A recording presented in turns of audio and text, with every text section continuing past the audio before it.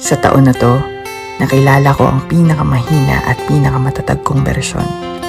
Nakilala ko yung ako na madaling madurog ang puso. Kailangang hawakan ng may pag-iingat.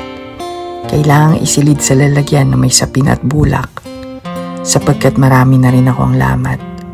Kinailangan ko ang mga yugto ng pahinga, ng pagiging marahan at pagyakap sa mga buwan ng kahinaan. Natagpuan ko rin ang pinakamatatag na ako. Yung ako na hindi napasuko ng maraming pagkabigo. Pinakamatatag dahil nandito pa rin ako. Hindi man buo pero may tapang na pulutin ang mga nahulog kong piraso. Hawak ko pa rin ang naipon kong pag-asa para magpatuloy. Dahil marami pang taon ang daraan. At malay natin, sa susunod na taon, baka ang makilala natin ay ang bersyon nating pinakamasaya.